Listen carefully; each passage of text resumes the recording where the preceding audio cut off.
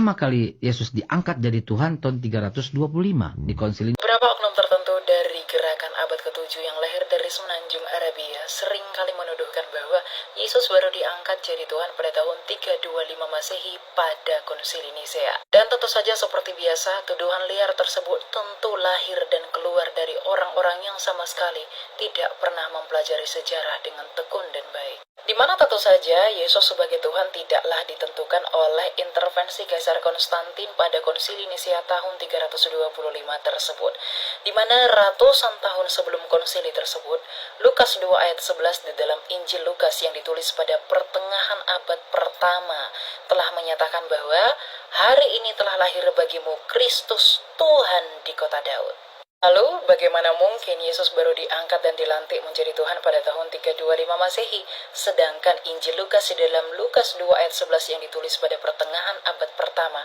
telah berkata bahwa Yesus adalah Tuhan? Tentu saja, anggapan dan asumsi liar yang mengatakan bahwa Yesus baru diangkat menjadi Tuhan pada tahun 325 Masehi otomatis dipatahkan dan gugur. Bahkan lebih jauh, Alkitab tidak hanya bersaksi tentang ketuhanan Yesus Kristus, namun Alkitab juga bersaksi tentang kealahan Yesus Kristus. Misalnya di dalam Injil Yohanes yang mengungkapkan kealahan Yesus Kristus dalam Yohanes 1 ayat 1 hingga 14. Bahkan dalam Yohanes 13 ayat 13 dan juga ayat-ayat di dalam kitab Yohanes yang lainnya.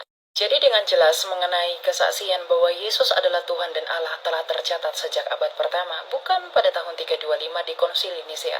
Lalu apa itu konsili Nisea pada tahun 325 itu?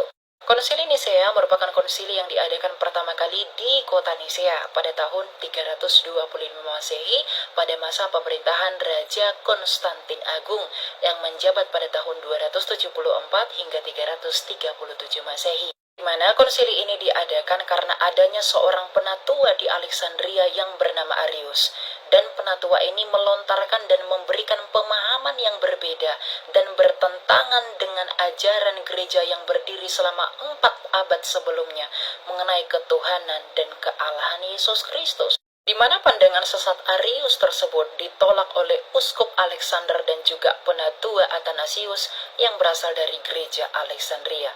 Maka penolakan tersebut diteguhkan dan juga diresmikan oleh gereja di dalam pengadaan konsili Nisea tahun 325 Masehi. Dan arti lain, konsili Nisea tahun 325 Masehi tersebut diadakan secara khusus untuk membahas tentang pengajaran Arius yang menyimpang dari pengajaran gereja yang telah berdiri kokoh selama 400 tahun sebelumnya.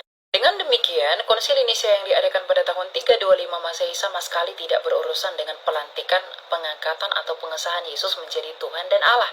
Namun konsili ini memang diadakan secara khusus untuk menentang pengajaran Arius yang sesat, yang telah menyimpang dari pengajaran gereja selama 4 abad sebelumnya.